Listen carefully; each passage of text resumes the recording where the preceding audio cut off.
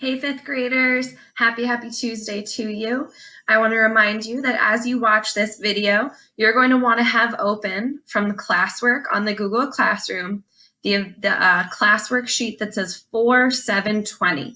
That's today's date. So you're going to want to go ahead and open that up. I'm very excited to look today and see how many turned in worksheets we have from yesterday. But right now, I would love for you to go to open up this worksheet and to pause there and keep watching the video after you have it open. All right, fifth grade, time to start up with our vocabulary work for today. I'd like you to open to the page that we did yesterday so we can review. That's going to be page 115. Your correct answers are number 1, D, number 2, B, number 3, D, number 4, D, number 5, A, number 6, D, number 7, C, number 8, B, number 9, C, number 10, C, number 11, B, and number 12, A. Your vocab work today is going to be page 116. You're going to work on the whole page. This page is all about homophones. So let's read the little introduction together on the top of this page about what a homophone is. Homophones are words that sound alike, but they have different spellings and different meanings. For example, principle and principle are homophones. A principle is a basic rule or law or belief used to tell right from wrong, whereas a principal is the head of a school organization. Principal means the most important. Read this sentence. The principal of our school believes in the principle of good sportsmanship.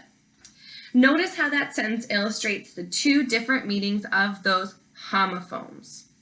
Looking at that chart, you've got homophones for coarse, boulder, and hoard, and you're going to do numbers 1 through 6 and determine which homophone should be used in that sentence. And then you're going to challenge yourself to do 7, 8, and 9. We will review that vocabulary work tomorrow in our video, so please make sure to do that now. After you finish the vocab work, you can start this video up again. Make sure to also go onto the Google Classroom and make today's worksheet green to show that you have done the vocab. It's time for us to switch over to reading. Today we're going to start reading chapter 9. So please meet me on the beginning of chapter 9, which I believe, is 163. Yesterday, you should have answered all of the comprehension questions for chapter 8, and today we're starting chapter 9. Number 462. Where is Sam Hill? I thought we were in North Hill. Number 463. Is the moon brighter in the south? Maybe if the sun is hotter, then that would mean that it's probably brighter. And if almost every star is a sun, basically there's just a bunch of suns in the sky. Maybe the sun is the sun only to the Earth, but to all the other planets, it's just a star. Like how Dad is only Dad to me and Ernie. To Ma, he's a husband, and to Grandpop and Grandma, he's a son. But to the people he saves in fires, he is a star. Day 3 started with a phone call from Ma. Ma. Hi, Jeannie. Jeannie. Hi, Ma. Ernie. Hi, Ma. Ma. Ernie? What, y'all got me on speakerphone? Ernie. Yeah. Ma. Well, give me the verdict. How has it been? Jeannie. Ernie met a girl. Ernie. Jeannie. Ma. Oh, girl, already? Ernie. She lives down the hill, and her name is Tess. Ma. Sigh. Well, I'm glad y'all have somebody else there to hang out with besides Grandma and Grandpop and that dog. Jeannie. How's Shelley? Ma. Haven't seen her, but I'm sure she's fine.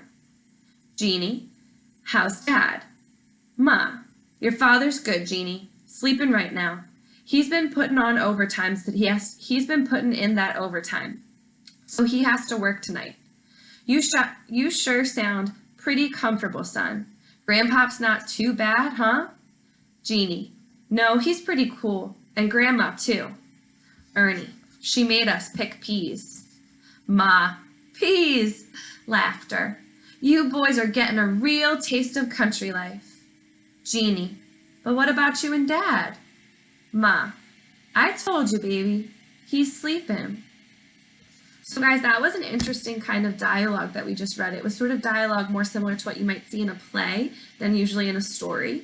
But it was interesting, and it was something that was unique. We saw there were no quotation marks, and it just said who was going to speak and what they were going to say. So I want to know, did you like it? Was that fun to read, or did you not like it and you prefer dialogue with quotation marks? I agree. I don't like it. I prefer dialogue with quotation marks.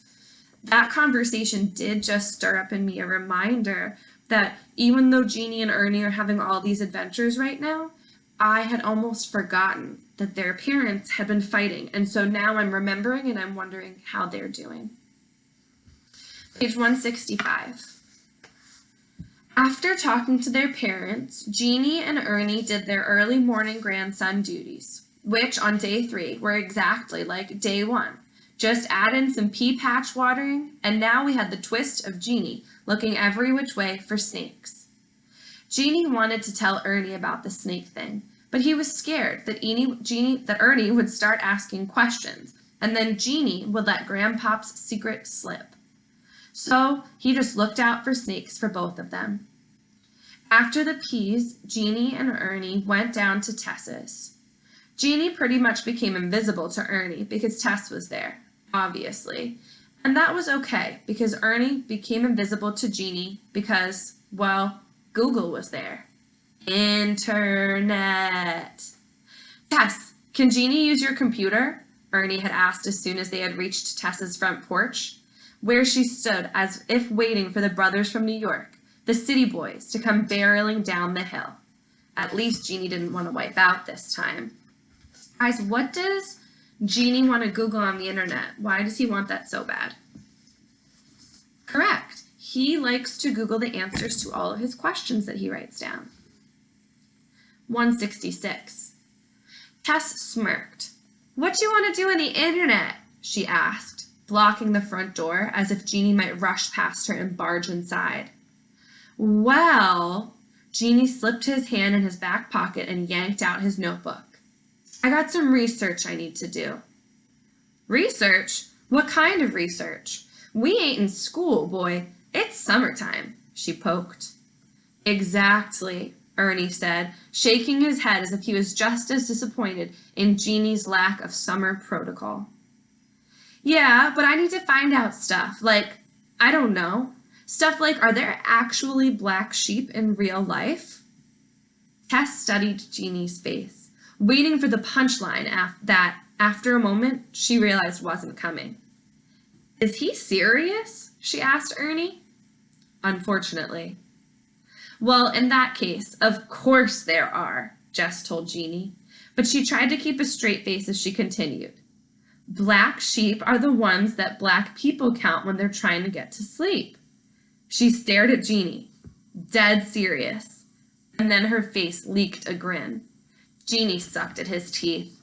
I'm just joking, Tess said. I ain't never seen no black sheep, but that doesn't mean they don't exist. I ain't never seen no New York boys either, and here y'all are standing on my porch looking at me, wanting my internet. You looking at us, Ernie cracked back. Slick. Ain't nobody looking at you. Nobody but you, he quipped. Flirting. Tess stared down at him and sized him up in that way that meant she either wanted to punch him or kiss him. Either way, Jeannie didn't care. He just wanted to use the computer. So, Jeannie said, trying to steer the conversation back to what was important. The internet. Dang, you on a mission, Tess said. Aight, hold on. She swung the screen door open and dashed into the house. It slammed shut behind her. A few mangled bottle caps lay scattered by the porch railing, and Jeannie wondered if they were Ernie's bads. An old car pulled into the yard next door. A 71 Mustang. I bet Samaj knows what that looks like. Jeannie had built a model just like it. Sweet car. But this one's cherry paint was overtaken by rust. Tess's house wasn't much different from their house back in Brooklyn, except for the furniture. All of the couches and chairs were covered in thick plastic. All of them. Maybe the furniture was new and Tess's parents just hadn't had the time to take the plastic off yet. They hadn't met Tess's mother, but Crab didn't seem like the type of guy who would care about stuff like that. And there were containers of wet wipes all over the place. Jeannie was about to ask who the neat freak was as a joke when Tess pointed to the corner. There's the computer. It was set on one of those specially made desks with drawers for the slide-out keyboard tray and a designated compartment for the printer. Jeannie felt a surge of happy, as if he were reuniting with a long-lost friend. He was over there in a blink, setting his notebook down, tapping the space bar on the keyboard to wake the monitor up. Ernie and Tess sat on the couch, the plastic farting as they tried to get comfortable so that they could have, what seemed to Jeannie, uncomfortable small talk. Ernie asked Tess if she'd ever eaten squirrel. She told him that she had and that it tasted just like chicken, but that you had to be careful because the buckshots from the shotgun shells would sometimes be stuck in the meat and they could crack your tooth if you didn't catch it. What? Ernie pretended that he wasn't grossed out while Tess followed up with her own question about whether Ernie had ever seen any stars. And after he replied that he had seen tons of stars, especially since he'd been in Virginia, Tess slapped him on the arm and said she meant stars, like Beyonce stars. And while they gabbed on, Jeannie focused his attention on the monitor, typing. Is there really such a thing as a black sheep? Then he deleted that question and started with something a little more important. Where to find model car wheels? Jeannie scrolled through, looking for answers, but he couldn't find anything helpful. Everything was pretty much saying, buy a whole new model, you big dummy. But Jeannie couldn't do that, so he would have to figure out another way. And in this moment, Google was not being particularly helpful.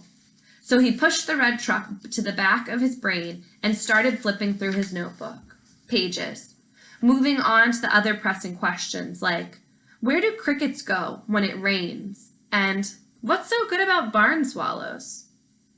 While Jeannie clicked through the answers, reading about how crickets typically protect themselves by going underground, which led him to a new question, water didn't sink underground?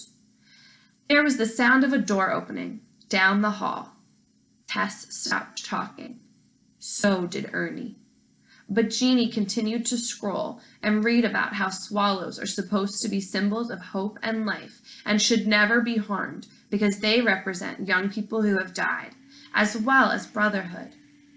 Well, that was fascinating, especially since Grandpop knew a young person who died, Uncle Wood. Maybe that was why he had all of those swallows. As Jeannie was about to start searching the next question, his Googling was cut short. Tess, who are these boys? Came a voice from the other side of the room. Jeannie glanced up. I told you, Mama, these are Ma and Pop Harris's grandsons, Tess said, sounding annoyed. They're visiting for a while. She turned to Ernie and Jeannie. Y'all, this is my mother. Tess didn't look anything like anybody's. Tess's mom didn't look anything like anybody's mom Jeannie had ever seen. It might have been the face mask and the plastic gloves that threw him off. That's interesting, because right now in our world, people are wearing face masks and plastic gloves. Oh, that's right, the woman said, popping herself in with the head of an open hand. I'm guessing you the one my Tessie's been going on about, she said, looking at Ernie. Ma, Tess yelped. Girl, hush, her mother said, adjusting the mask's elastic around her ears.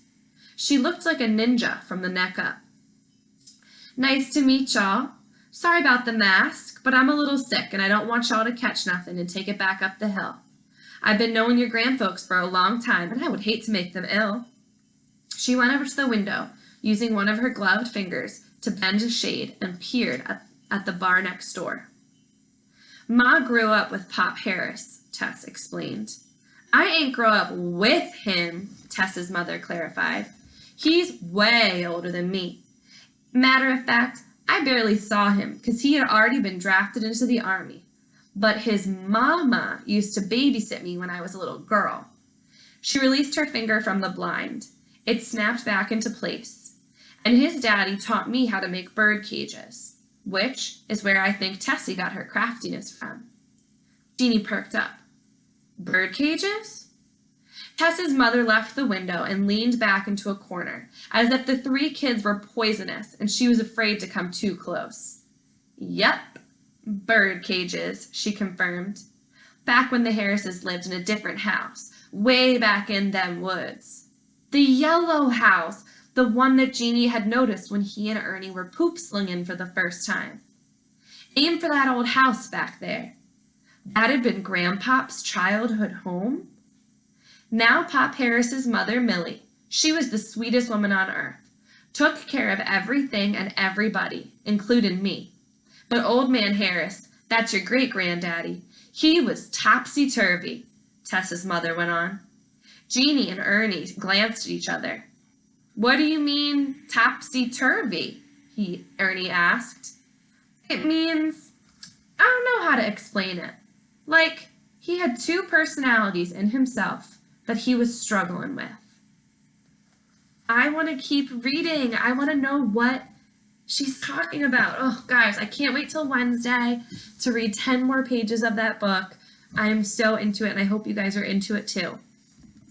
I miss you very, very much. Make sure you go over to your worksheet on the Google Classroom and make sure you finish the whole worksheet and click Turn In. I'm not going to give you credit for it unless you click Turn In, so please do the journaling on there and send that over to me, and then send me a Jupiter message to let me know that you've done your work and that you logged on to Jupiter today. I hope you guys have a blessed rest of your day, and I miss you and your families, and I'll talk to you soon. Bye.